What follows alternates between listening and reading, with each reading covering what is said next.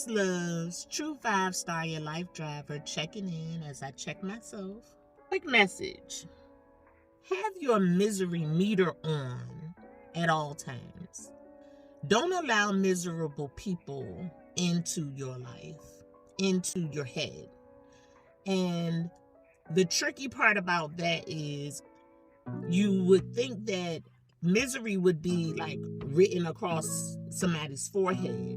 You would think that miserable people would be, easy to spot. That's not always the case, because a lot of times miserable people mask their misery with makeup, money, lies, all sorts of things that mask and cover the soul of a miserable person. And unfortunately, sometimes it takes time to detect, like, oh, this is a miserable soul. Sometimes it takes a little time to figure that out. And the indication is when you realize, like, okay, I know I'm a pretty cool, pretty chill, pretty fun-loving person, but this person keeps offering something other than that vibration to my experience. When this person comes around, or when I think on this person in our conversations or interactions, my vibration diminishes. I feel my vibration getting low. Why did that person say that? Why did that person do that? Why did that person treat that person that way or talk about that person that way? All of those are indications of a miserable soul. Somebody who gossips and all they talk about is other people's business. Somebody who you can't share good news with them because they're gonna some kind of way turn it into something other than good. People who have a hard time accepting your love and compliments and your high energy. You might want to keep the conversation, let's talk about some positive stuff, or even if it's something that's not so positive, let's have a good constructive conversation about it. People who can't do that might have a miserable soul. You got your people who work so hard to change your opinion or position or whatever on positive subjects or positive people. There are several indications, that will let you know if you got your misery meter on. Reading people. Have that misery meter on reading people. Read yourself as well. Because things can happen in our lives that can bring us down to a misery position. Like you be borderline feeling a way about stuff. You know what I mean? Example for myself, like when I consider the fact that I don't want to be single anymore, but yet there's nobody that I feel safe enough with or connected enough with to change my single status. You know what I mean? That makes me a little sad. I can admit that. And when I think on it long enough and start to question the Lord's, Lord, I know I'm good people, I'm a good woman. In several different ways. I offer something good and positive to a man's life. Men have told me that. Not just exes, but friends, So I know that I could offer. I got some growing to do still. But that could be fun. Let's grow together. Let's heal and build together. Let's heal and build together. That's what I want with my King, my God, right? However, what I'm determined to not do is just settle, for someone that I'm not all the way into, I don't want to do that because I know that would make a man's life miserable. That wouldn't be fair. So what I'm doing now, what I'm determined to do now is to not get so gung-ho when someone comes along. When a man comes along that we do have a strong connection, I get excited because I don't have that often. I don't have that. I don't find that strong connection / chemistry often. So when I do, I'm like, ooh, okay, this is it. And that's not necessarily the case. So what I have learned is to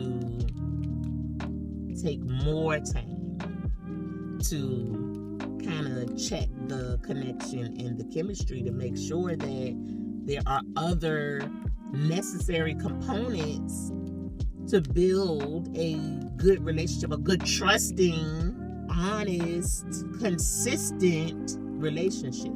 Just because there's some chemistry and connection doesn't mean that it's gonna be, all fine and dandy. And also, I am now more willing than ever to really take that time to heal and build as I go along. But I gotta make the right choice as to who it is I start to do that with, because I don't want no more breakups. I'm not breaking up no more. I'm not breaking up with nobody else. I'm not. So if later on down the line y'all do happen to see me getting dragged or something by a dude, just be like, Lord, she said she was not gonna break up no more. That's a joke, because I don't want to be dragged. I've been dragged. And, I've been dragged in relationships. And I held on for a little while, until I'm like, okay, this is enough. So I do know when to let go, but I don't want to let go no more. So I'm now I know I need to take my time.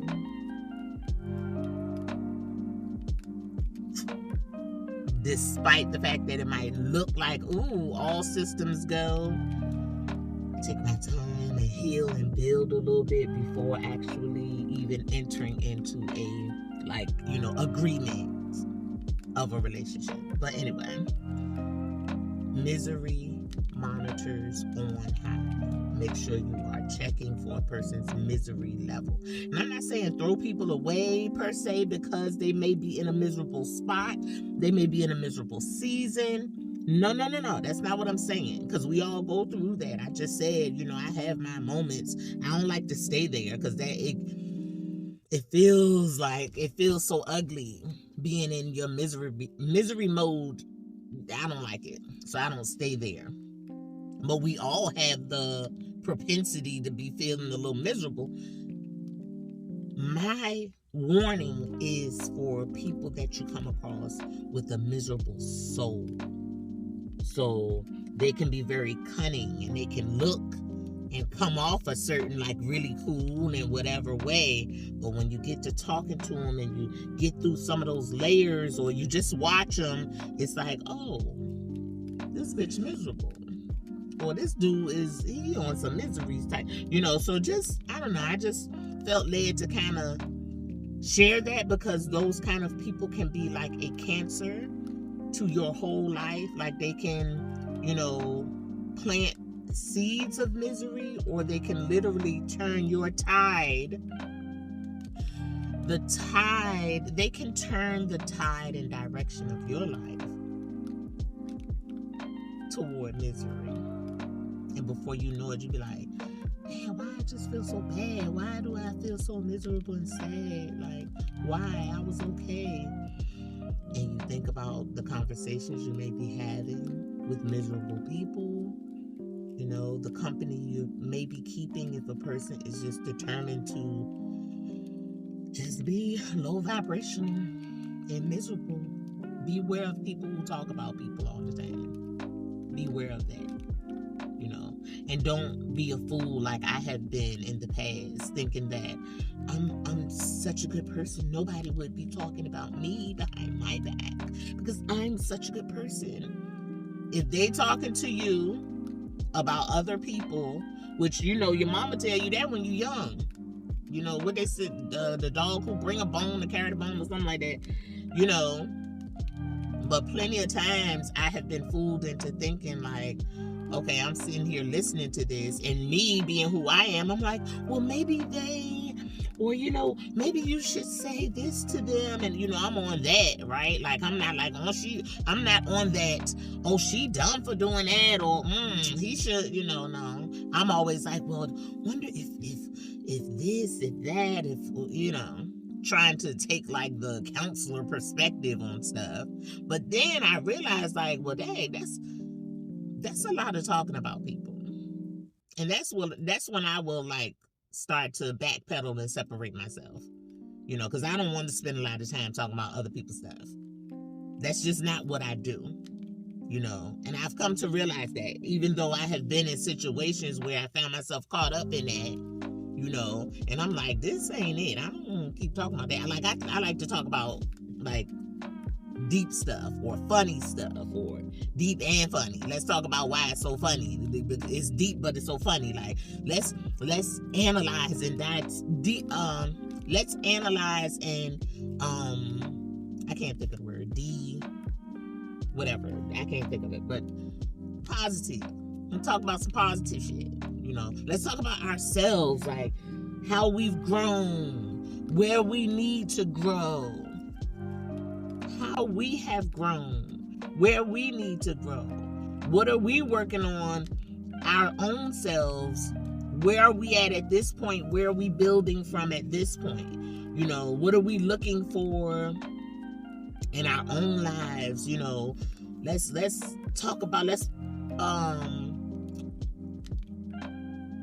manifest some things together through our conversations. Like, I had a very nice dinner with a friend yesterday, with a sister yesterday, and we're talking about how we're gonna build a tribe. Like, we want to call women in together so that we can sit down and have constructive conversations, so that we can share and uplift one another, and you know what I mean, things like that, where we can have a safe space to really talk about some things and sort out some things and decipher what feelings are coming from where. Like, why do I feel this way? What should I do with this? Like, really sort some things out, and help one another prepare.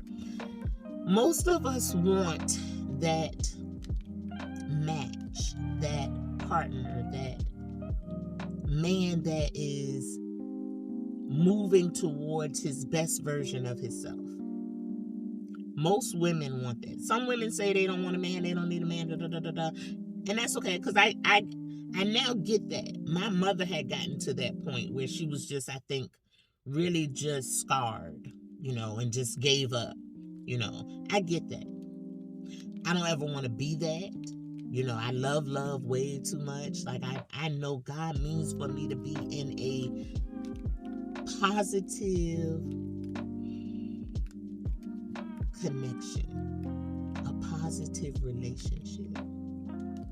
I know that because I know the part of me that has something to offer to the right man is basically just laying dormant, because I don't have that right now to share that with that person. So anyway, we are determined to, like, have some like good old fashioned book club meetings, read some books and talk about it. And that's a good way to have good, constructive conversations, So I went to the left a little bit on my subject, and it was supposed to be quick. I apologize for that. However, have your misery meters on, detecting the misery of others and yourself at all times. Life is too short to be miserable, so don't let it set in. Don't let your own misery, your thoughts that may take you down a misery lane, turn away from that quick. And when you see somebody coming that daggone well has a miserable soul, put your armor on if you're going to deal with them, or make a detour. Peace, loves.